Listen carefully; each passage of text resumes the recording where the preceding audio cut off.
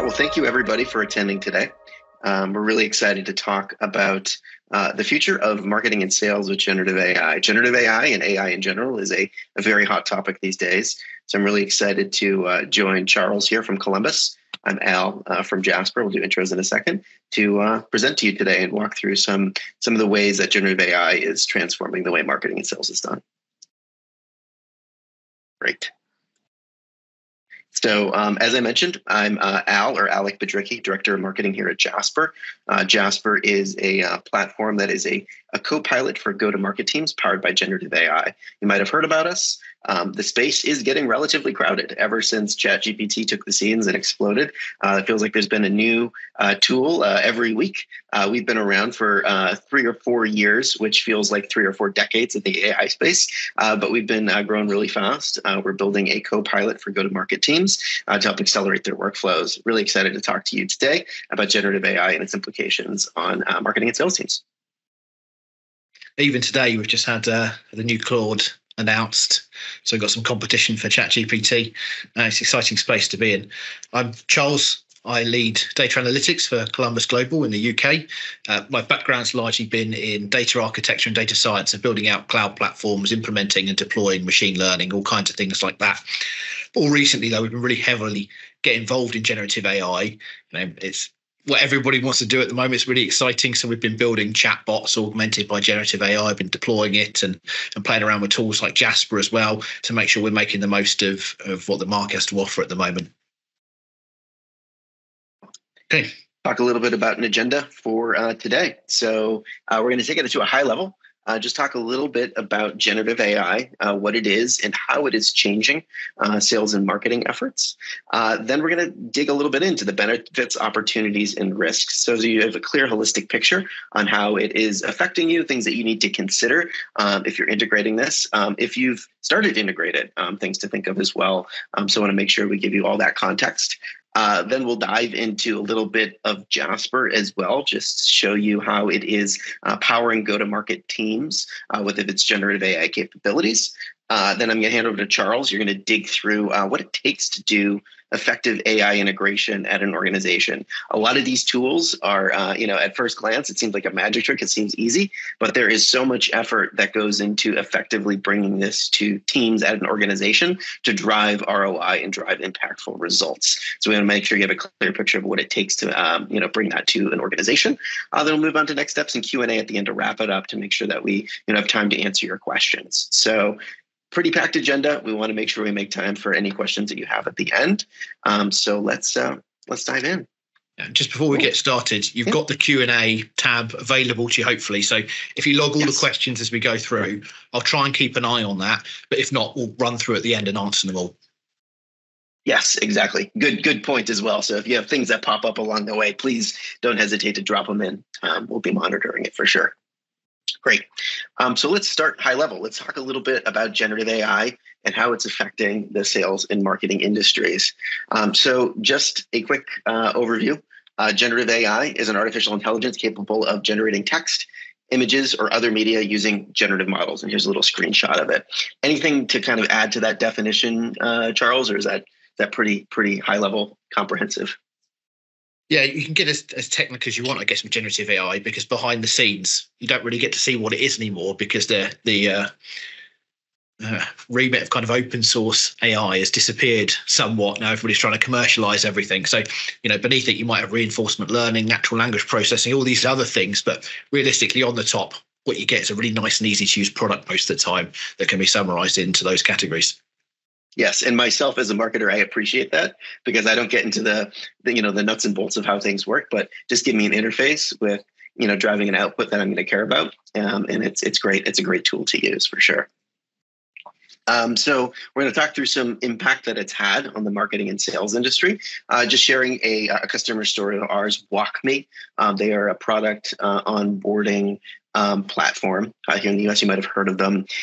They started leveraging generative AI tools, in this case Jasper, and they were able to save over 3,000 hours in content creation and drive 2x ROI relative to the cost. So by using tools like Jasper, like ChatGPT, like some of the other generative AI platforms out there, they were able to scale their content production and actually drive impact. And take that note right there too about driving impact as well.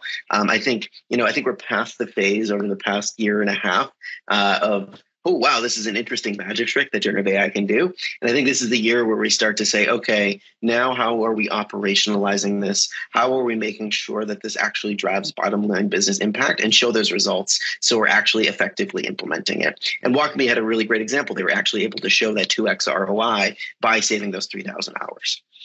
They were able to triple the amount of content created because they were able to leverage a tool that takes, the heavy lift out of the composition phase of writing content.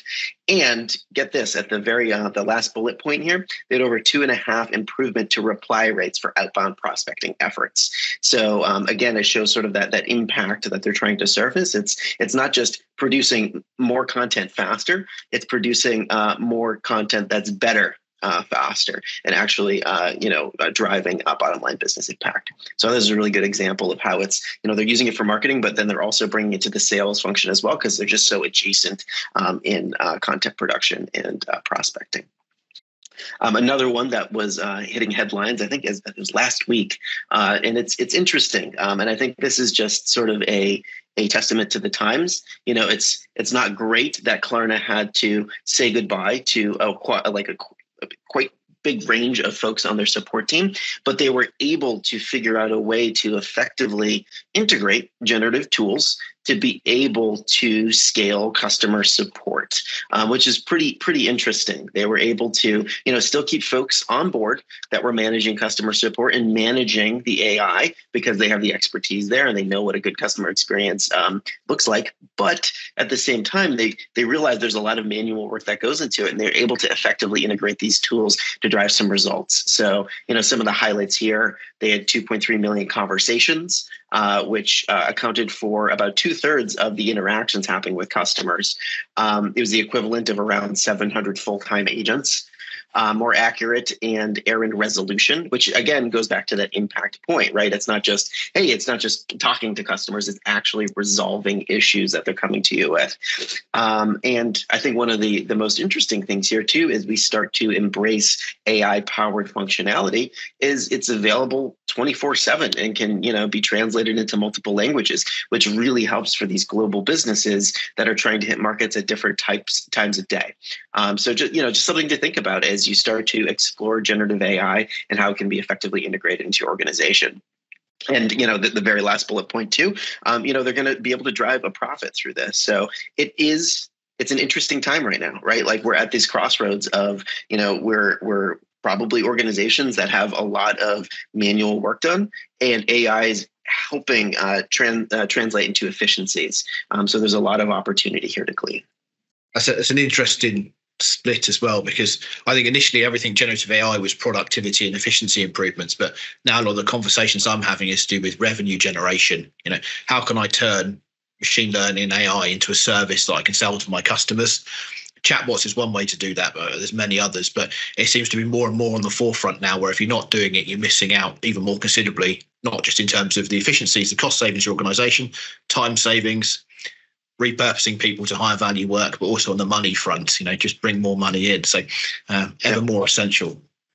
Yeah. And I think, it's going to be interesting. I think a lot of organizations are going to come out much more efficient on the other side of this when they figure out how to effectively integrate it. They'll get a step up against the competition. They'll be able to be, more profitable at the end of the day. So it'll be interesting to see how it shakes out. There's going to be some bumps along the way, but I definitely think, AI is here to stay. And now it's just a matter of figuring out how it's going to drive impact. Cool. So let's talk a little bit about the benefits of AI. We gleaned on a couple of them, some of the opportunities that it presents. And then, Charles, you're going to go through some of the risks to consider as well, because, it's not all sunshine and rainbows. There are things that you need to consider as you want to bring this to your organization effectively. All right. So on the benefit side, there's two stories I shared. You could probably glean some of these points from it, but it ups efficiency. If you have a team that is leveraging a generative AI tool, they're able to take the heavy lifting out of the composition of some content. So they're more efficient. They can focus on more impactful strategy, more impactful work, and leverage AI to speed up some of those manual processes where before their time was sucked up by it. It helps with scale, as we saw. You're able to scale an organization. You could probably serve more customers if you're able to free up time that was spent doing something that was a little bit more labor intensive. And this last point too, and you'll start to see it come to light, consistency is pretty key here as well. Say you have a team of 20 copywriters who maybe have their brand guidelines in front of them at any given time and are writing content all on their own. Chances are you might have to have somebody go through and edit each of those unless everybody's really on the same page with all the terminology you use, all the phrasing that you use. It might be tricky, but with generative AI and in particular Jasper, I'll show you in a little bit, you can train it on tone, voice, terminology so that as teams are using it, that first cut of a blog post or a draft that they put together and then put polish on it, it will have that terminology embedded consistency across the board. So it really cuts down that phase of editing, proofreading, and spot checking, because that the first cut of it is going to be optimized to whatever voice or tone that you want to say as well. So there's a lot of benefit there. I just add on before you move on, Al, that a lot of it's around process consistency as well. When you've got large teams in sales and marketing, everybody tries to do things, the way they've been self-taught or the way they've learned slightly different ways. And here you've got a tool which you can develop consistent flows and templates in. You'd integrate into your tech stack. So you remove all that inconsistency, and therefore your average customer satisfaction should be higher across the board because you're bringing up your low performers potentially by putting this tool in place of some of the decisions they would have made. Exactly. And, there's been some debate out there. It's if baseline content creations become commoditized, does that mean the underperformers are going to no, I think, still bad ideas are still going to be bad ideas for how you're trying to put content together. I think it's just going to make the better people more powerful in terms of the impact that they can do. And probably the lower performers, probably lower, because they're not going to be able to put in the effort. So I think it's actually going to be more polarizing in terms of, how people leverage it and what their output is. So yeah, interesting. So I want to walk kind of through an example of, how generative AI kind of opens up some of these efficiencies so you can kind of think about it. So let's use this, this scale right here: ideation, research, composition, editing, and distribution is sort of the workflow that's required to put together good content, whether you're doing it for marketing or you're building it for a sales team who's building prospecting emails. And to actually develop good content today, the amount of effort that goes into each of these phases could probably look like this, right? You want to spend some time in ideation, making sure that your idea is sound. You want to spend a little bit more time in research to make sure you back up your points. A lot of time is probably spent in composition, making sure that you nail exactly all the points that you want to say and can tie in that research and those ideas originally. Editing, same thing, some effort there. And distribution, right? If you produce something for marketing and you just put it out there, chances are not a lot of people are going to read it unless you leverage the right distribution channels. So you want to make sure that you put a lot of effort in there. But in reality, I think this is kind of what content marketing or putting together content kind of looks like. We sacrifice some of the other phases because composition just sucks up so much time. And when, ideation suffers, you don't have the best ideas. And at the end of the day, it's probably not going to be a compelling piece of content. If you can't back it up with great research, same thing, right? Your proof points are going to fall through. And editing too, right? There's going to be errors. You might ship something that is not as buttoned up as you would like, or your superiors are not thrilled with. And then from a distribution standpoint, again, if you build it, they will come is not always the case with marketing. You really need to shout from the rooftops when something is available and make sure that you go down the right distribution channels. So if you add generative AI just into the mix right now, you could say, hey, you know what? You could just do faster content strategy, right? Because you could use a generative AI tool to pull down the composition phase. It takes care of it. And then we're just going to make fast content. But that's not the right way to do it, right? Like we still want to make sure we're producing content that resonates, that makes a lot of sense to the customers and the prospects that we're trying to get in front of, and that is actually going to lead to a business outcome that is important to our organization. So I think there's a lot of people jumping on the generative AI bandwagon right now that are like, yeah, let's just produce a ton of content. But it's going to come full circle. SERPs like Google and Bing are going to restructure their algorithms. They currently are and will continue to do so to make sure that there are still valuable pieces of content that are surfaced to the top. The SEO game sometimes could have been about producing as much content as possible so you build site authority. It's not going to be the case in the future. They're going to right size because of what generative AI can empower. So I think the right way to think about it is something like this, right? So take the effort that you put into the composition phase and figure out how you can bolster up some of those other parts of the process to ensure that you're coming up with really great ideas. You are doing the right amount of research. The editing is on par. And then distribution, you get a lot of eyeballs on the piece of content that you're putting together. So it's almost like redistributing the effort that needs to happen here with generative AI and the content production side of things. So I think it's kind of a helpful framework to kind of think through as you start to understand, where AI can come in and help, and some of the areas that it'll help unlock as you start to integrate it into your workflows. Anything to add to that, Charles? Or I was just thinking about personalization. So a lot of what we do is trying to target specific markets, specific types of roles, the problem statements people have. And what I found is that, where Jasper and generative AI tools have really helped is identifying that personalization. Like you say here, the market research, the research component, it being all handled largely through generative AI, and then you stack your competitive intelligence tools like Statista on there and things. You build a really personalized approach to target, which is where some of those improved response rates comes in.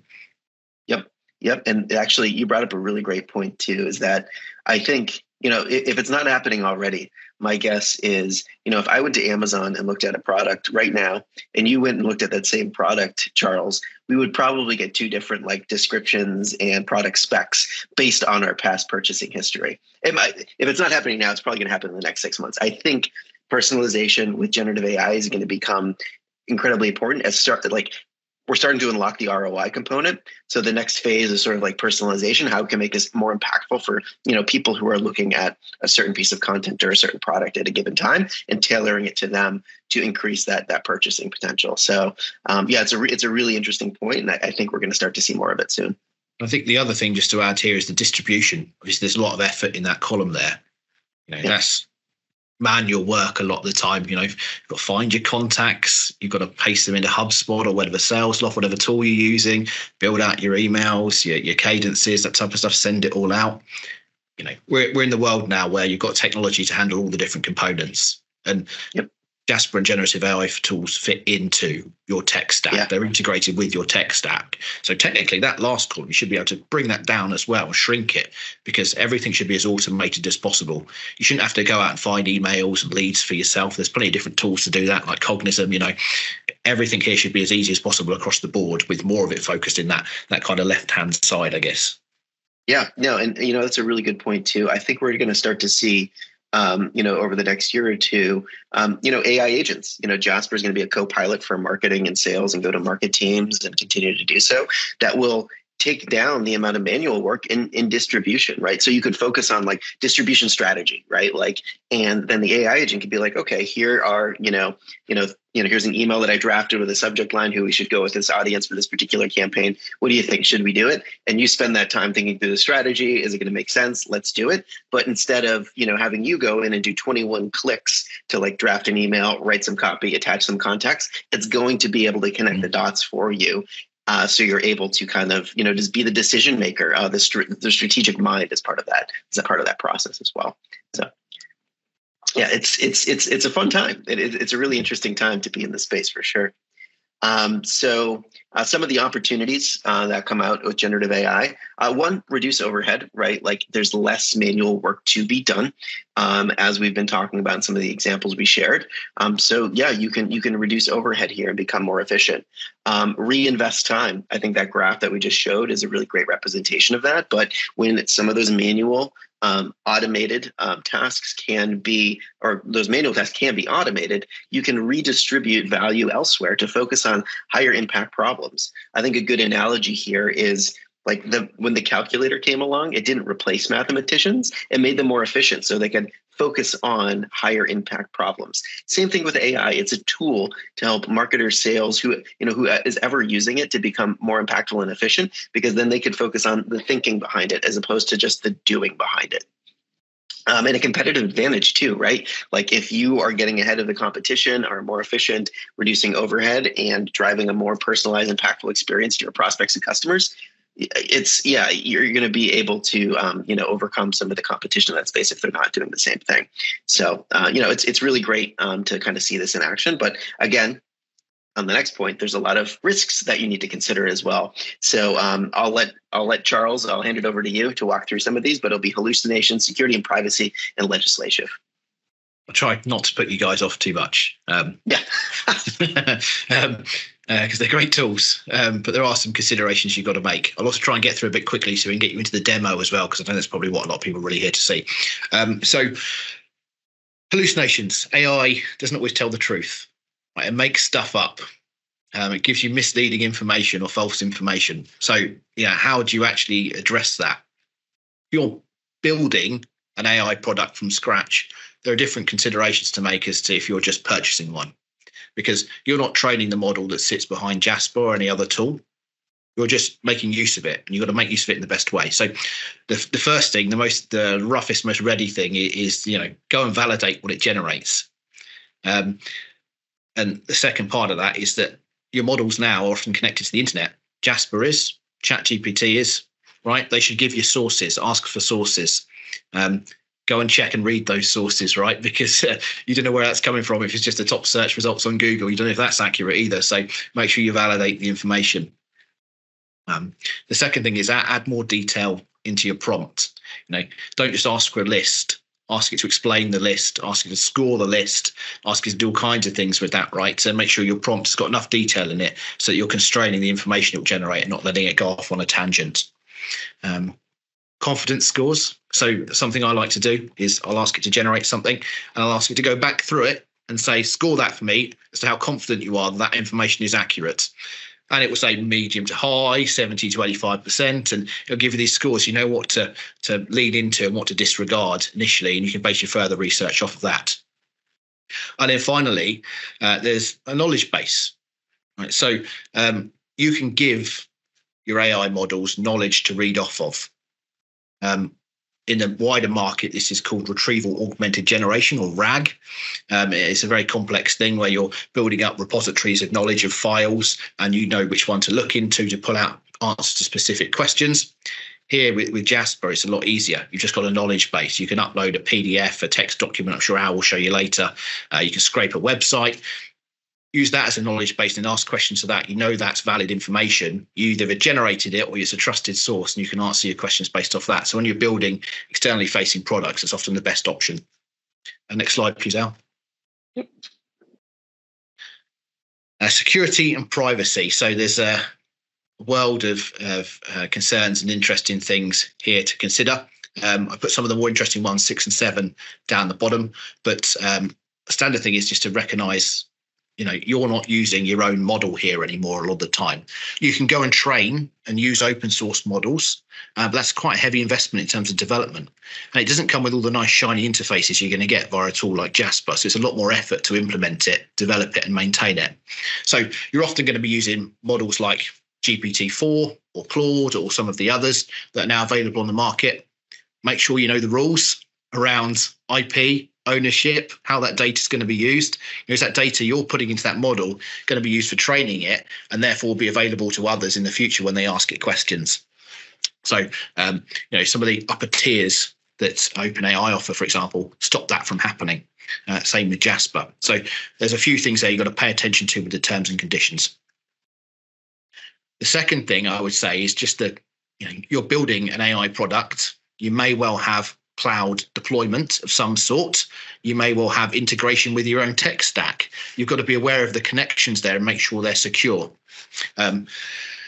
And then on top of that, if you're going to be storing data to feed it in, you've got to make sure that data is stored and processed securely as well. So there's some considerations there. Now, when you're using a product to build, for example, a chatbot, something like that, you've got external people putting prompts into your chatbot. And therefore, if you haven't protected it properly, you haven't secured it properly, they can ask it whatever they want. I've seen some, there's been a lot of examples out there in the media, right, where people getting chatbots to talk about Nazis and give them discounts on products and things because the prompt control hasn't been appropriately produced. So, you've got to make sure as you design your chatbot that you've got those extra bits around it that stop people from fiddling with your prompt and saying, just ignore what's previously in the prompt and just do what I say, and techniques like that. Some of the interesting things that unfortunately we typically have no control over. So poison training data. LLMs are largely trained by models or information that's scraped from the internet, right? Or textbooks or things like that. So what's to stop me from going and putting something on the internet, getting it up in the search results, having it scraped and used for training data in LLM? Now I could put some pretty toxic stuff in there, right? And so the stuff the LLM then learns is based off the toxic stuff someone has fed it falsely. And therefore, it can spit out results that are incorrect and act different to how you'd expect it to perform. So unfortunately, you've got no control of that. And we've got to hope that producers of LLMs like OpenAI are taking that into account properly and checking the information they're using for training. Hard when you've got such high volumes of data. The second thing is, we always think about, we're going to use generative AI to write some emails, to produce some blog posts and things. That's all great. But other people are also going to use it to write emails, and then they're going to use those emails for phishing and things like that. So you could take articles or information written by a C-suite executive of a company, feed it into an AI model, just like Jasper or one of the others, and have it spit out information as if it was that CEO. Give me your login details. I'm stuck at the door, or I need a passcode or whatever else. So you can have it generate more realistic content using the techniques that are available now. So there's some interesting risks there. But again, not something you have control over, something to be aware of, though, when you're reading emails coming into your inbox. Next one now. Finally, very quickly, legislative concerns. So legislation, regulation impacts every industry, every market, every country. It's important to be aware of the rules you've got to follow. Two kind of key places to look. Is there anything in your location, your geography, the EU AI Act, for example, and the stuff that the UK are going to be putting in? Is there stuff in the industry and market? So financial services, you might have the PRA putting in CP6-22, for example. And there's differences for every single industry or market out there, probably. So being aware of those and processing those and making sure you're following those rules will help you avoid fines and bad media and everything like that. And then finally, owning the IP. Again, it comes back to that security position. Who owns the IP of what you're producing? Do you own it? And then if you've produced something that looks awfully similar to something someone's produced in the past and you've done it using generative AI, are you going to be in trouble for doing that? So that's something else to be aware of. So they're the kind of, the main risks I'd be concerned with if I was starting AI, but nothing that can't be overcome. And we'll talk about responsibly using AI after the demo. Over to you, Al. Great. And without further ado, let's dive into the demo. So I just want to give you a little test drive of Jasper, show you how it all comes together. If some of you have been using Jasper, this might be familiar to you. If this is brand new, get excited. It's a fun product, and I'm excited to show it to you. So as I mentioned, Jasper is a co-pilot for go-to-market teams. So right now, if you were to log in, it's a very much, content training and composition tool that you can use to produce generative AI content that's on brand, incorporates voice, etc. A couple things to note is that, Jasper is built on I think it's a dozen different LLMs feed into Jasper itself. So we've got OpenAI, we've got Anthropic, we've got Cohere, Google's Gemini engine as well, all pull into Jasper to power the engine to produce content itself. So if one of them goes down, Jasper still stays up. So we're not dependent on one of those. We have the interoperability aspect of it as well, which is nice. One other note too, to kind of talk about some of the security components of it. anything that you train Jasper on to know about your organization, it does not train the larger models. That stays securely within Jasper. So that, that risk that Charles you covered, which is great because a lot of the free tools out there will train the larger models. Jasper does not do that. Everything stays right in Jasper, and you can go and upload knowledge and train it to your accordance. So with that in mind, I'm going to use Columbus Global as the guinea pig here as we kind of go in and showcase what Jasper is all about. But what I'm going to do first is go to this voice section. And this is brand voice within Jasper. And what you could do here is add a voice and train it to sound like a specific brand, a specific business, or a specific individual based on content it can scrape. So in this case, you could, just simply copy and paste some text. Like if it was from somebody's email that you wanted to train it on, it could glean some information from that and give you its best guess of what the voice is. You can upload a PDF. This is like the recommended approach if you or a client or somebody that you're working with who's using this needs to or has a brand style guide. That's the cleanest way to do it. But for the sake of this example, you could just use a URL. So what I'm going to do is go to Columbus's blog, because I think that's a pretty good representation of a voice that a company would have. External facing content. It's an easy way to train it. So I'm going to take this URL and I'm just going to call this voice Columbus and create the voice. And what this is doing is taking a look at the URL, analyzing the text, and it's going to put together its best take on the voice of Columbus. So it'll take a couple seconds and then it'll create this voice. And then what we could do is be on our way to create some content that is trained to speak in the way that the Columbus speaks externally. So we'll give it one more second, converting your voice. Great, voice created successfully. And if we just do a little preview here and tell me if this is right, Charles, at least as in terms of how Columbus speaks. You're able to go into the edits. It's a bit larger, Al. Sorry, what was that? You're able to go into the edit with the three dots. It's a bit larger. This one right here. Might be able to zoom in. Yeah, we get a bit of a better look at it. So I love the voice functionality. I have Charles's voice in my version, I fed it one of my articles I'd written without any generative AI, and it did digest it and talked about the type of practical language I use, the comparative analysis and all those type of things. And I thought, actually, that's pretty spot on with the way I try to write. Probably polished it up and maybe sound a bit better than I am at writing, but then use that for generative AI, it's all the better, right? Yeah, exactly. And it's funny, like I use a lot of dad jokes just in my normal speech, like cheesy jokes or whatever. It picked up on that when I uploaded a couple documents that I wrote. And every so often when I'm using my voice, it'll try to make a little, metaphor, a little fun joke. And I'm like, you're being a little too cheeky, but maybe that is how I talk. But anyway, the way it pulled it, the tone of this brand is authoritative, educational, and forward thinking. And it goes into, some pretty deep detail on what this is. But usually this is a pretty good cut, at least looking at a blog of, how a voice would be structured.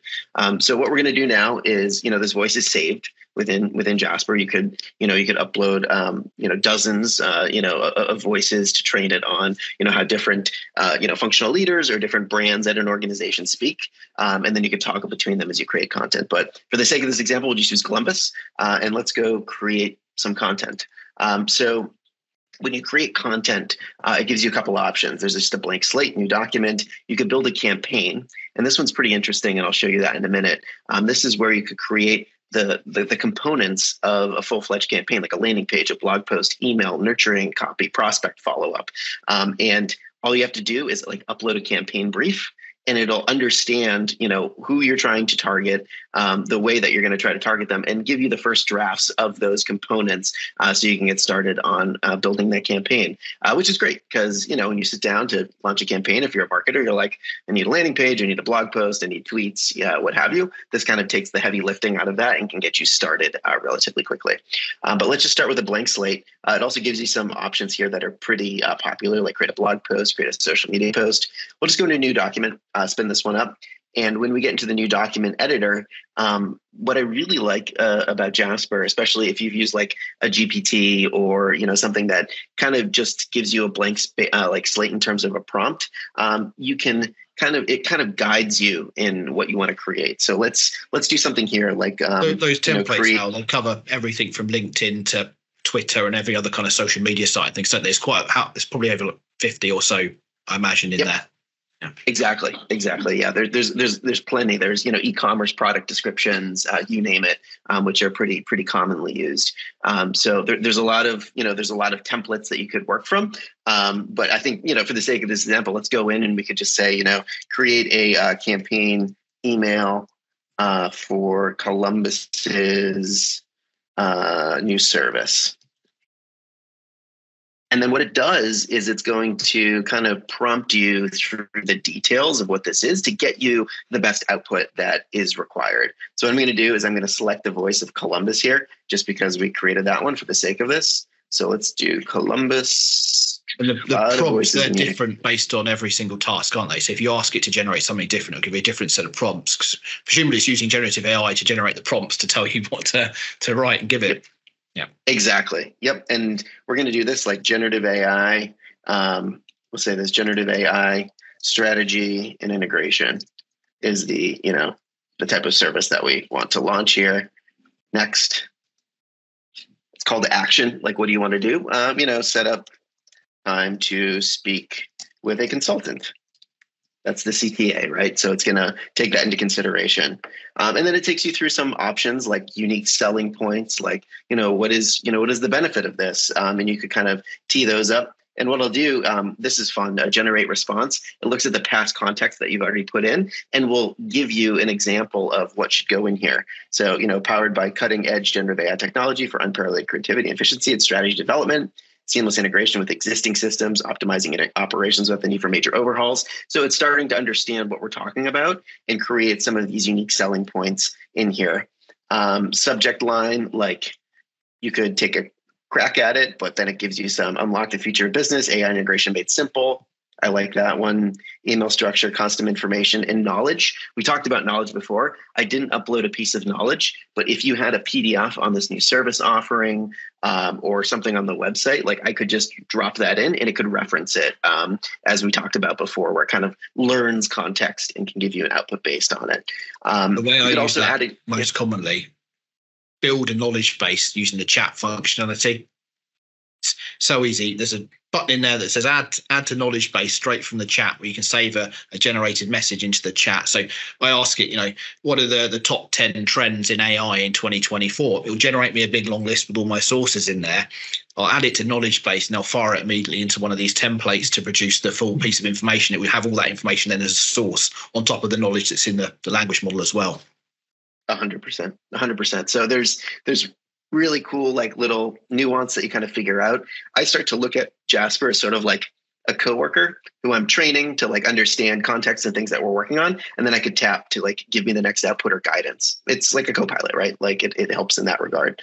So I'm not going to add any custom information right now. But what I will do is just do some generation and just see what it is. Again, you could customize it a little bit further to get the output that you want, but it gives you a pretty good first stab at this, right? Tread the cutting edge of innovation with Columbus's newly launched service, Generative AI Strategy and Integration. Position at the forefront of business technology, we equip you with the tools to harness the vast potential of generative AI. So I think it's a good stab at what you'd want to do. It includes that call to action that we talked about, set up a consultation with a Columbus AI expert today. Yeah, and it talks about some of those values that we had the AI kind of summarize based on the initial service offering. So one important point here, we're not going to just ship this right away. Like Charles, you should not send this email. Do not send this email until you give it a look, you personalize it a little bit more. But to be honest, like that was maybe an hour or two of work that was just, automated and gets me the first cut. That would be a good direction of what I'm looking to do. This is a full document editor as well, right? So you can continue editing this right in Jasper before you take it out and put it into another tool, or use an API to fire it off to whatever marketing tool you're using. And then one of the things I like as well is that now I've got this kind of base, I can ask it to copy that in line with the document here and just repeat the whole thing over and over again by hitting the kind of / button, and then it will allow you to set a prompt up the last bit, and it can read the previous information in there and produce more. It's really easy just to keep generating and keep producing content or editing or remixing, whatever you want to do. It can follow the instruction really. Yep, exactly. And like I'll highlight this and I'll say, ask Jasper, I'll say, you know what, make this a little bit shorter. So it'll trim it down a little bit, right? And we could kind of put that back in, and it trims it down from like 3 or 4 sentences each to like 1 or 2. So it's there's ways to kind of use it to, restructure content and make it more on point. Like as a marketer, I might look at this email and be like, it's a little too long. So I might want to trim it down, et cetera. You could also say, create a different variation of this email for an A/B test. And it could, or it's same with the subject line, right? So it's starting to, be able to, augment that for you in a meaningful way. We like to reuse content occasionally as well, because there's no point posting something just once. If you can edit it and put a different angle on it, post it twice. So you've got a remix button up there in the top left, I believe, to do that as well. And the other thing I thought was mentioning on this page is that up in the top right, we talked about IP and whether someone's produced something very similar before. You've got a plagiarism checker built in. Yep. And there is a little bit of it's like 4 cents per each time you want to do it. So it's nothing, but you can, if you want, peace of mind to make sure that it is not plagiarized, et cetera, you can scan the document and it will be able to do a plagiarism checker for you, which is super valuable. I think one thing to keep in mind too is like, if you are training the AI based on, bespoke knowledge that you've developed, like there is a negligible, like infinitesimally sized, like, chance that it was plagiarized. But for peace of mind, we also have this functionality in there as well. One other interesting thing too, like if you go to Style Guide, you can apply various like style guides that you have in terms of phrasing, terminology that you use. This is super handy if you have, outdated articles, since you've updated branding or phrases or products.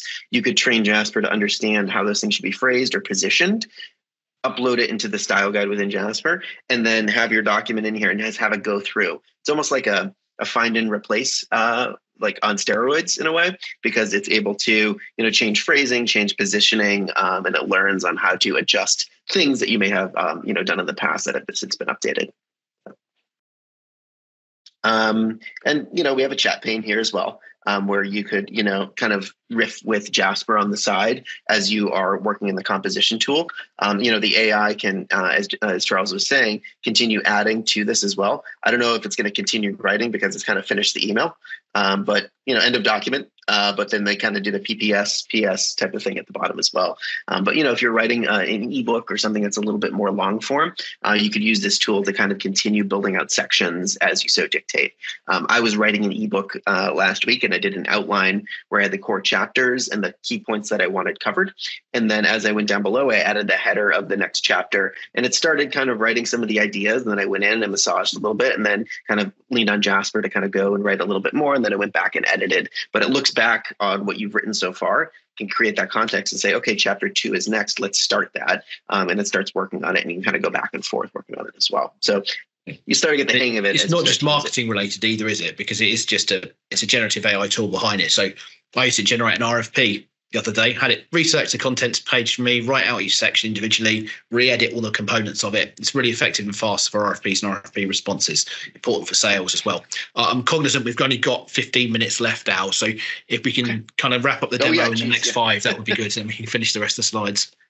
Yeah, I think, the one thing that I just wanted to say too as well is the remix feature that you had mentioned before, Charles. I think what's really helpful about this is, say you have this new, this new service that you're launching that we're doing in a marketing email. You could remix that into a prospect email for the sales team, it's easy. It takes that context and just repositions it to make it in the sense of, a BDR or a sales rep reaching out to somebody to sell it as well. So it creates that, easy to transfer type of content into something else so that other teams can use it across the go-to-market. So just something to keep in mind as folks use it. But I am cognizant of time. I'm going to stop sharing my screen and hand it over to you. Hopefully that was a nice little walkthrough of Jasper. Looking forward to hearing folks' feedback and questions. Yeah, so if you want to hear about any of the other functionality, please feel free to pop it in the Q&A. We can cover it at the end. There's the campaign editor, there's art generation as well. That's all included in the one price. So it's unlimited use, which is really nice as well. So you can keep trying and generating. There's loads of interesting stuff in there. I think that was almost just a fraction of Jasper's capability almost, wasn't it? Exactly. Okay, I'm just going to share my screen.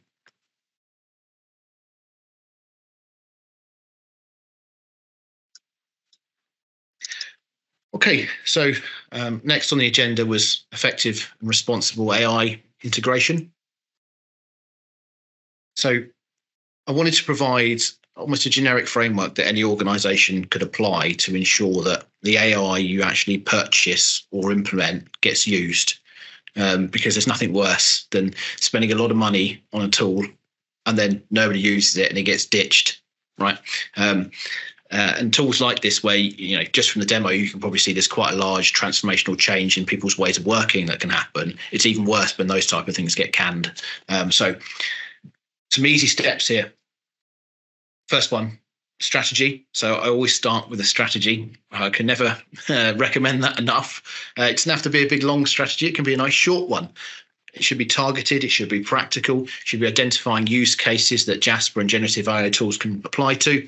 And you should also have quite a clear roadmap at the back of it of what action you're going to take.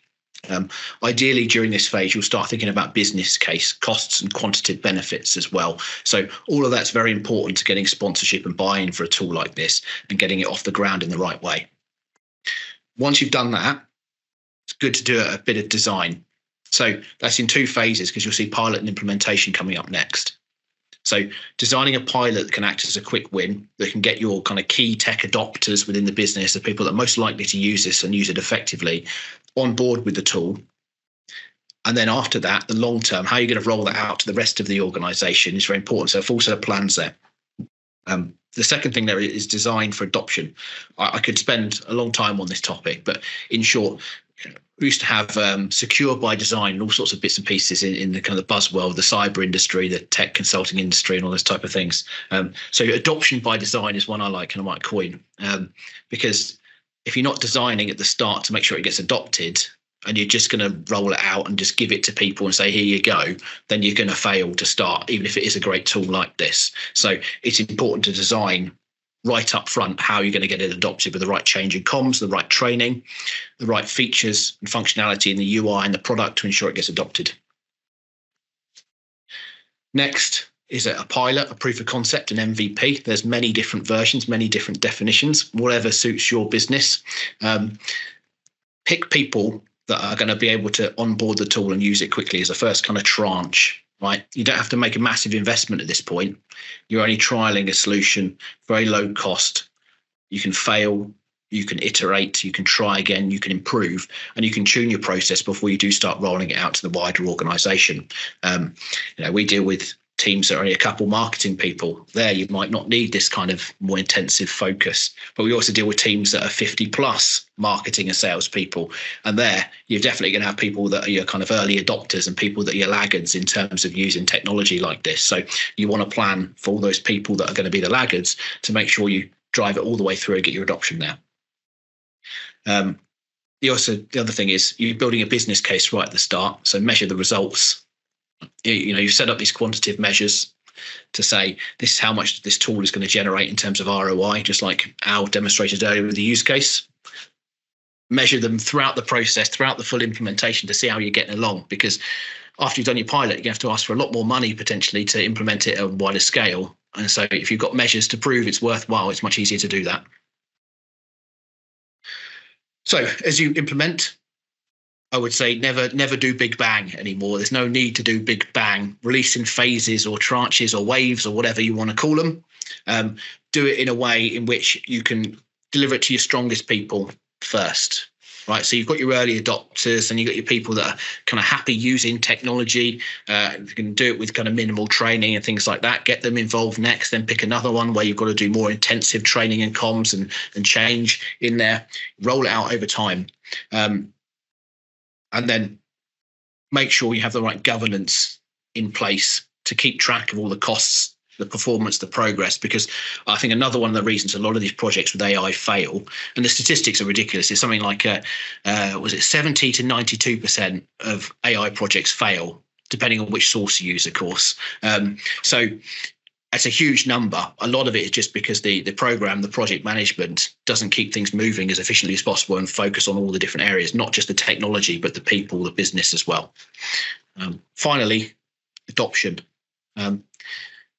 Separate set of adoption metrics as opposed to ROI. So the tool will give you efficiency savings and things, but what you want to know is, are people actually using it, right? Because you could imply there are savings based on the quantitative measures you put together, but it's easier just to see within the tool. So Jasper will tell you how much people are using it, what types of different templates they're using, how many words they generate, all those kind of things. So you can track adoption directly, which I think is very important. The rest on that list are kind of standard change stuff, right? You need different formats of contact. You need to make professional development appropriate for people's roles and the day-to-day data and systems they use, right? So how does Jasper integrate with that? And how do you produce practical training that addresses that? As I said, adoption by design, put it into everything. Think about adoption all the way through, because that's what makes or breaks the success of these projects, is how many people actually end up using it. Finally, then, a couple of minutes to go, and then we'll open up for Q&A. We've got responsible. So how do you implement responsible AI usage in your organization, especially if you come in from nothing, right? You haven't done anything yet on this, or it's been done by some isolated silo elsewhere in the organization and you've just been told to follow it. How do you actually get involved and do it properly? So the first thing, as I said earlier, with the legislation, the regulation, learn what you have to do. Of course, there's what you have to do and what you should do. They're two different arguments you can make. So learn what you have to do first. That will allow you to structure how you're going to evidence those things. The back of that, you know what you've got to do. Build a responsible AI policy and the controls around it to actually implement that. You need people to deliver that then. So you need some sort of forum or committee or a lead in place with resources available to actually make that happen.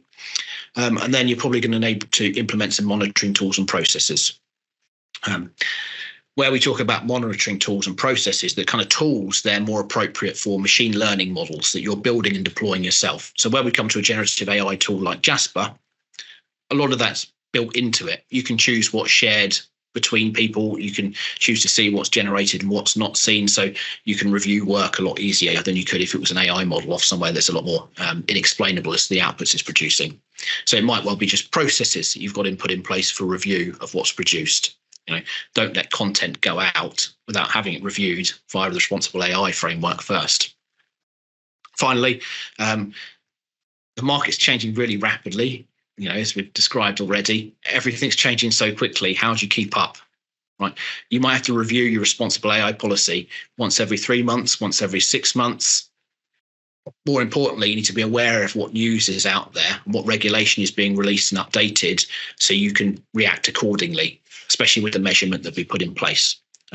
If you're in a more regulated industry, that's a lot easier because the regulators will be in your face telling you what to do. If you're not, then it's up to you to use the competitive intelligence sources you've got to identify what that is. Okay, stop there. We've got a couple of minutes left. So time for questions. I think I saw one in the chat earlier from Avinash. So if you have got any questions while that's loading up, please pop them in the chat. We'll be happy to answer them now. If not, you can always fire them over via email afterwards. So the question is, as technology is changing rapidly, should I as an end user keep upgrading my tools every time? How is Jasper planning to handle this so that end users do not need to upgrade every time? So if I cover the first part, Al, you cover the Jasper bit afterwards. So here's what I recommend. All tools at the moment in the generative AI space become either outdated quickly or have to evolve very rapidly. So I always suggest at the moment a yearly review cycle as to what's appropriate. That's for bought tools. For built tools, that needs to be built into your product development framework, your product management framework, so that you're more regularly assessing what technology lies behind the AI functionality you're offering. So for bought tools, I recommend about every year to review what you're purchasing. Al? Yeah. So the second part, how is Jasper planning to handle this so that end users need to upgrade every time? Let me think. Well, I think, first and foremost to what you're saying, Charles, we're going to have to continue evolving as tools improve over the next months and years. I think the good news with Jasper is we are firmly locked into building a co-pilot for go-to-market teams, so sales, marketing, et cetera, those functions. So I think if you fit into that, we're a front runner in a lot of this too. We've been around for a while, so we have quite a bit of a head start. So we're investing here, we're building, we're listening to customers, and that's squarely the space we're fitting in. I can't say that all of a sudden a new tool launches and then, Jasper's out of date. Like I can't promise that. But what I do know is that like we're going to solve that need of, providing a co-pilot for go-to-market teams that is going to help you like show impact in an organization. And I feel like that's where the market is right now. So I can't give you that, like, I guarantee it will never change. You'll never have to upgrade, but I can tell you that like we're pretty steady. We've got a good vision for what's ahead and we've got a lot of runway to keep going. So yeah. People can check out the roadmap as well online, I think, for the kind of intended development. And even Great this point. Year, the changes like the dynamic prompting in the templates, that didn't exist a few months ago. So the tool is adapting and being updated really regularly and quite powerfully as well. I found that the functionality has increased a lot even within the past few months. So it's on a good track. Okay, if there are no more questions, as I said, feel free to send them over via email, contact one of us. If you've got any more interest in either what Columbus can do to support you in the generative AI space or any other kind of data and technology related space, my contact's up on screen. We can also help with coordinating discussions around Jasper, demos if you want any kind of further information, how we can get in touch with Al and the Jasper team to ensure you get the best deal possible, all those kind of things, right? We can help handle that. Otherwise, the recording should be available to everybody after the call. So if you're, not watching this live, then thank you very much for reviewing it afterwards. And please feel free to get in touch. Thank you, everybody. Bye. Thanks so much, everyone. Thank you.